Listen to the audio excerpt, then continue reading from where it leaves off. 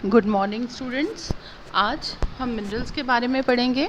BA second year home science के students के लिए ये कक्षा है और इसमें जो खनिज तत्व मिनरल्स के बारे में हम पढ़ रहे थे, उसी श्रृंखला को आगे बढ़ाते हुए जो बच गए थे मिनरल्स, नेमली सोडियम, पोटेशियम, आयोडीन, जिंक, इनको हम बारी बारी से पढ़ेंगे।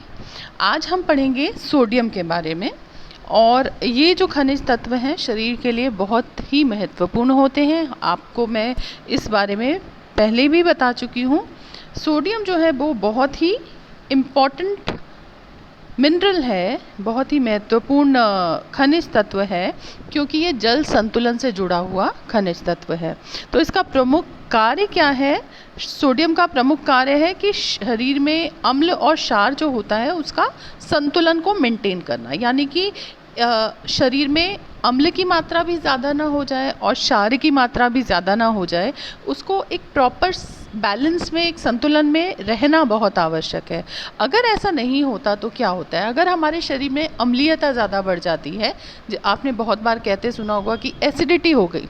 एसिडिटी से तात्पर्य यह है कि शरीर में अम्ल की मात्रा बढ़ गई है। अम्ल की मात्रा बढ़ने से क्या होगा? शरीर के अंगों के ऊपर बुरा असर पड़ता है। तो इसीलिए अम्ल भी ज़्यादा नहीं होना चाहिए और क्षारीय भी ज़रूरी है। क्षारीय एक पॉजिटिव एस्पेक्ट है। जितना क्षारीयता होती है तो हमारे शरीर की जो एंजाइम्स हैं, जो उसी माध्यम में कार्य कर सकती हैं, तो वो एक्टिवेट होके काम करती हैं। तो इस प्रकार से सोडियम शरीर में अम्ल और क्षार दोनों के संतुलन को बनाए रखने का काम करता है। और इसके अलावा रक्तवारी और कोशीय तरल पदार्थ जो होते हैं उसमें रसाकर्षण दबाव के संतुलन के लिए भी सोडियम बहुत ज़रूरी है। यानी कि ऑस्मोटिक प्रेशर बोलते हैं इसे, या परासरण दबाव कह सकते हैं, रसाकर्षण दबाव कह सकते हैं। रसाकर्षण दबाव को समझने के लिए हम समझ सकते हैं कि जैसे कि हमने किशमिश को पानी में भिगोया, तो उससे क्या होगा? किशमिश की जो वॉल्स हैं, जो बाहरी दीवारें हैं, जो परत है, वो पानी को आने देगी, अपने अंदर सोख लेगी।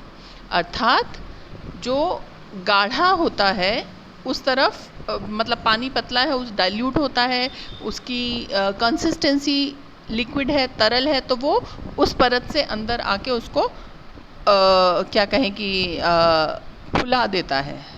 तो इसी को ऑस्मोटिक प्रेशर कहते हैं, जो कि परत उसके ऊपर दबाव डाल रही है। तो सही परासरण दबाव के लिए, रसाकर्षण दबाव के लिए भी बहुत ज़्यादा ज़रूरी है, सोडियम का संतुलन होना ज़रूरी है। एक और महत्वपूर्ण कार्य जिसके लिए सोडियम ज़रूरी है वो है हृदय की धड़कन की गति को बनाए रखने के लिए। हृदय की जो हमारी धड़कन है और जो आपने हार्ट बीट सुनी होगी, लब डम, एक निश्चित अंतराल पे ये निष्पादित होती है। तो कभी भी डॉक्टर के पास जाएंगे, कोई बीमारी है, तो क्या करता है? वो हार्ट बीट को चेक करता है। तो ये संकेत है कि आपका शरीर और वो पूरी कार्य प्रणाली ठीक से काम कर रही है। तो अगर हार्ट बीट में बैलेंस नहीं होगा, सोडियम, आपने देखा होगा कि सबसे पहले हार्ट की प्रॉब्लम होती है तो उन्हें क्या कहा जाता है कि आप नमक कम कर दीजिए या नमक बंद कर दीजिए। क्यों? क्योंकि नमक सोडियम है, सोडियम क्लोराइड ही है बेसिकली नमक, और यानी कि उसमें सोडियम के आयंस जा रहे हैं। तो इसलिए शरीर में क्या होगा? हृदय की धड़कन, जो हार्ट बीट है, उसकी गति, उसकी पेस बढ़ जाएगी। ठीक है। तो हृदय की जो मांसपेशियों के सामान्य विमोचन के लिए जो हृदय के आसपास जो तरल पदार्थ होता है उसमें सोडियम का होना ज़रूरी होता है। और लेकिन अगर अधिक ज़्यादा मात्रा में होएगा तो क्या होगा? वाटर रिटेंशन हो जाएगा, तो जल सोख लिया जाएगा, जिसकी वजह से शरीर में के अंग ठीक से कार्य नहीं कर पाएंगे और असंतुलन हो जाएगा। तो जो शारीरिक जल का जो संतुलन बनाए रखने का काम है वो सोडियम बहुत अच्छे से करता है। और अगर दोनों ही स्थितियाँ खराब है, अगर शरीर में मान लीजिए सोडियम का बैलेंस ठीक से नहीं होगा तो क्या होगा? अगर शरीर में जल की मात्रा कम हो गई तो क्या होगा? शरीर में निर्जलीकरण, जिसे कहते हैं डिहाइड्रेशन, हो जाएगा। और अगर शरीर में से जल की मात्रा अधिक हो गई तो क्या होगा? सूजन, यानी कि एडीमा बोलते हैं जिसे, वो हो जाएगा। तो हम दोनों ही स्थितियाँ नहीं चाहते कि शरीर में ऐसा हो। तो इसलिए शरीर में जल का संतुलन बनाए रखने के लिए, परासरण दबाव को बनाए रखने के लिए और हृदय की जो धड़कन की गति है उसको सही बनाए के रखने के लिए और अम्ल और क्षार के संतुलन को बनाए रखने के लिए सोडियम की निश्चित मात्रा बहुत ज़रूरी है। कितनी ज़रूरी है वो भी अभी हम बात करेंगे। अब आप देखिए इसमें यही बातें हमने लिखी हैं कि it maintains water balance in the body and controls body temperature, शरीर के तापक्रम को भी मेंटेन करता है and helps you sweat when body temperature rises. ये एक हमारे शरीर का नेचुरल मैकेनिज्म है। गर्मी बहुत होती है, पसीना आने लगता है, यानी कि ये क्या है, ये त्वचा को ठंडा करने का और शरीर के तापमान को कम करने का हमारी स्किन का, शरीर का एक प्रयास है। पसीना आता है, सोखते हैं तो वो ठंडक आती है उससे, ठीक है। तो इस बैलेंस के लिए सोडियम बहुत ज़रूरी है। फिर डेफिशिएंसी नहीं होती, कमी का प्रभाव नहीं होता, सोडियम ज़्यादा ही है, इसका ज़्यादा सोडियम का को हम ग्रहण करें तो उसका दुष्प्रभाव ज़रूर शरीर में देखने के लिए आता है। अब हम इसके आहारीय स्रोत देखें हम तो जितने भी प्रकृति में स्रोत मिल रहे हैं ना, चीज़ें, भोज्य पदार्थ मिल रहे हैं, उसमें थोड़ी मात्रा में या ज़्यादा मात्रा में सोडियम होता ही है। दूध में और नमक में भी सोडियम होता है, नमक में ज़्यादा होता है क्योंकि ये तो प्योर सोडियम क्लोराइड हो जाएगा। लेकिन जो वनस्पति पदार्थ होते हैं उसमें सोडियम की मात्रा कम होती है। हरी पत्तेदार सब्ज़ी में भी सॉल्ट की मात्रा, मतलब सोडियम की मात्रा कुछ अंश पाया जाता है। तो अगर हम स्रोत देखें इसके, वैसे सोडियम के स्रोत को हमें देखने की आवश्यकता ही नहीं है क्योंकि जितना सोडियम किसी स्वस्थ व्यक्ति के लिए चाहिए वो बहुत ही कम, बहुत ही अल्प मात्रा है और हम सामान्य रूप में इससे ज़्यादा ही सोडियम ग्रहण करते हैं। तो आप फिर भी सोर्सेज, जो नमकीन चीज़ है वो उसमें सोडियम है। तो मांसाहारी चीज़ें हो सकती हैं, चीज़ हो सकती हैं, मछली चीज़ होता है, मछली होती है, जितने भी प्रोसेस्ड फूड्स हैं जैसे कि चिप्स हैं या नमकीन बिस्किट्स हैं, ये वाली प्रोसेस्ड चीज़ों में स्पेशली सोडियम डाला जाता है उसके स्वाद को बढ़ाने के लिए। जो टेबल सॉल्ट, जो नमक होता है उसमें सोडियम का कंटेंट ज़्यादा होता है, जो सेंधा नमक होता है उसमें सोडियम की मात्रा कम होती है। तो वो हमें सेंधा नमक, काला नमक ज़्यादा इस्तेमाल करना चाहिए और हमें जो टेबल सॉल्ट जिसे कहते हैं ना, जो नॉर्मल थैलियों में मिलता है उसको कम यूज़ करना चाहिए। अब कितना लेना चाहिए नमक या सोडियम कितना लेना चाहिए, ये भी महत्वपूर्ण बात है। तो जो रेंज बताई गई है मुख्य रूप से 5 से 6 ग्राम प्रतिदिन नमक लेना चाहिए, उससे ज़्यादा नहीं लेना चाहिए। 5 से 6 ग्राम समझते हैं, यानी कि एक बिल्कुल जो सबसे छोटा चम्मच होता है जिसे हम टीस्पून बोलते हैं, वो उतना ही नमक लेना चाहिए, उससे ज़्यादा नमक नहीं लेना चाहिए। तो इस प्रकार से सोडियम एक महत्वपूर्ण मिनरल है, लेकिन ज़्यादा नहीं होना चाहिए क्योंकि शरीर के पीएच को मेंटेन रखना है हमें, ठीक है। तो ये सोडियम हमने पढ़ा। अगले मिनरल की तरफ बढ़ते हैं हम। अगला मिनरल जो है वो है पोटेशियम। अब सोडियम पोटेशियम दोनों ही काफ़ी जुड़े हुए से, सोडियम पोटेशियम और क्लोरीन भी इन्हीं से जुड़ा हुआ। सोडियम क्लोराइड की बात हमने की तो वो सोडियम क्लोरीन दोनों ही चीज़ें आ गई। अब पोटेशियम की हम बात करें तो पोटेशियम क्या है कि करीब हमारे शरीर में 250 ग्राम्स या 250 ग्राम कह सकते हैं कि पोटेशियम होता है। और कहाँ होता है ये तंतुओं में होता है, ये मांसपेशियों में होता है और थोड़ी सी मात्रा एक्स्ट्रा सेल्यूलर फ्लूइड में भी होती है, यानी कि बाह्य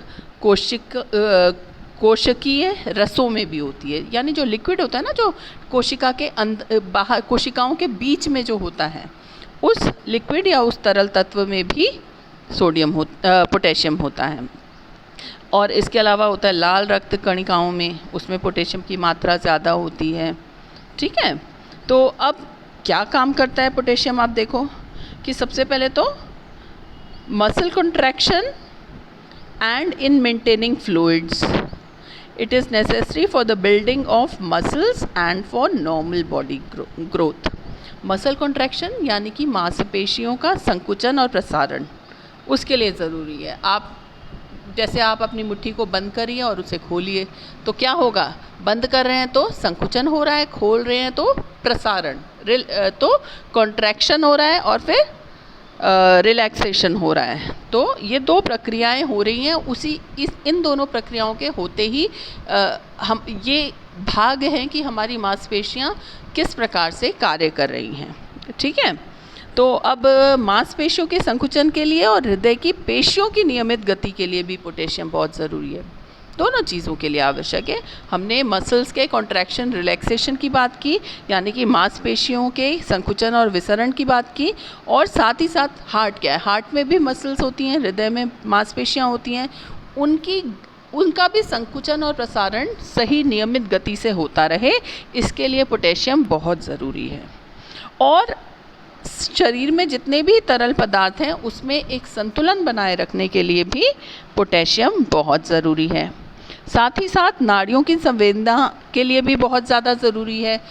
जो सेंसिटिविटी होती है, हम कह सकते हैं नर्वस सिस्टम के सही कार्य करने के लिए, नाड़ी तंत्र के सही कार्य करने के लिए भी पोटेशियम ज़रूरी है। फिर कोशों में जो अंदर का पीएच होता है, पीएच क्या होता है, उसका लेवल, यानी कि ना ज़्यादा अम्लीय ना ज़्यादा क्षारीय, एक संतुलित पीएच, उसको बनाए रखने के लिए भी पोटेशियम बहुत ज़रूरी है।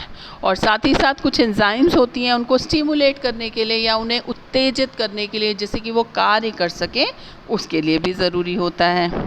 और रक्त में जो अमीनो एसिड होता है, उससे मांसपेशीय प्रोटीन में जो संश्लेषण होता है, इस पूरी प्रक्रिया को संपन्न होने के लिए भी पोटेशियम ज़रूरी होता है। ठीक है, तो हमारे शरीर में जो तरल जितनी भी लिक्विड है, तरल चीज़ें हैं, उसके बैलेंस को बनाए रखने के लिए, हमारी मांसपेशियों के कॉन्ट्रैक्शन यानी कि संकुचन प्रसारण को बनाए रखने के लिए, और कह सकते हैं कि हमारे शरीर की मांसपेशीय ग्रोथ के लिए, वृद्धि के लिए और शारीरिक वृद्धि के लिए भी पोटेशियम की ज़रूरत होती है। अब क्या स्रोत होते हैं इसके, कहाँ से मिलेगा हमें पोटेशियम? तो पोटेशियम मिलेगा बनाना, केले से, सेलेरी एक प्रकार की डंडी नुमा सलाद समझ लीजिए कि होता है, और टर्निप्स होते हैं, शलजम होते हैं, इनमें पोटेशियम की मात्रा अच्छी होती है। तो केला तो एक अच्छा स्रोत है ही। कई बार ये होता है कि हमारे कॉन्ट्रैक्शंस मसल, अच्छा अब इसकी डेफिशिएंसी देखते हैं, उसी में आ जाएंगी ये चीज़ें। डेफिशिएंसी यानी कि कमी का प्रभाव क्या होता है कि सबसे पहले तो ड्राई स्किन, शुष्क त्वचा हो जाएगी, पिंपल्स होने लगेंगे, त्वचा कोमल नहीं रहेगी, और एक चीज़ और होती है मसल स्पैम, यानी कि जो मांसपेशियों में ऐंठन आ जाते हैं ना, कहीं अकड़न आ जाती है, ऐंठन आ जाती है, एकदम से आपको बहुत ज़्यादा दर्द होता है, तो वो मस्कुलर स्पैज़्म जो होता है वो पोटेशियम की कमी की वजह से होता है। कैल्शियम भी उसके लिए ज़िम्मेदार होता है और पोटेशियम भी ज़िम्मेदार होता है। तो अब पोटेशियम मिलेगा कहाँ से? इसको, कमी को दूर करने के लिए हम क्या करें? हम दूध है, अनाज है, फल है, सब्ज़ी है, केला तो एक नॉर्मल जो सब घर में और हर जगह मिल जाएगा वो है, फिर सोयाबीन है, आलू है, इनमें पोटेशियम होता है। तो दूध, इसीलिए दूध को कहा गया है कि it is a complete food, यानी कि एक संपूर्ण आहार है दूध, क्योंकि उसमें काफ़ी सारे पोषक तत्व उपस्थित होते हैं। तो इस प्रकार से ये हमने कैल्शियम के बारे में देखा। अब कैल्शियम की आरडीए की अगर हम बात करें तो बहुत ही, जितने भी मिनरल्स हैं हमें बहुत ही कम मात्रा में लेने होते हैं। केवल एक कैल्शियम है जो कि अधिक मात्रा में चाहिए, वरना इसके अलावा बाकी जितने भी मिनरल्स हैं वो बहुत ही ट्रेसेस में चाहिए होते हैं। और पोटेशियम हमें कितना चाहिए? तो इसकी दैनिक आवश्यकता होती है 0.8 से 1.3 मिलीग्राम, यानी कि 0.8 टू 1.3 मिलीग्राम्स पर डे, प्रतिदिन। और अगर कमी हो जाएगी तो जैसे हमने बताया, शुष्क त्वचा हो जाएगी, या दाने हो सकते हैं, या शरीर में आलस्य, कमज़ोरी और पीड़ादायक मांसपेशीय संकुचन, जिसे हम कह रहे हैं मस्कुलर स्पैज्म, वो हो जाएगा। तो ये समस्याएं देखने के लिए आते हैं, और कई बार बहुत ज़्यादा मांसपेशियों में दर्द होता है तो समझ जाइए कि वो पोटेशियम की कमी से हो रहा है। और जनरली एक व्यक्ति उतनी ऊर्जा से कार्य नहीं कर पाता अगर उसके अंदर कमी है। और ये सब कमी जनरली जितनी भी लाइफस्टाइल डिजीज़ेस होती हैं, जैसे कि डायबिटीज़ हुआ या हार्ट प्रॉब्लम हुआ, तो ऐसे मरीजों में ये कमियां प्रमुख रूप से देखने के लिए आती हैं। और अगर हम देखें कि रक्त में अगर बैलेंस होना बहुत ज़रूरी है सोडियम का और पोटेशियम का, जल का, अगर ये इम्बैलेंस हो जाता है या सोडियम ज़्यादा हो गया या पोटेशियम ज़्यादा हो गया तो क्या होगा, हार्ट प्रॉब्लम हो सकती है।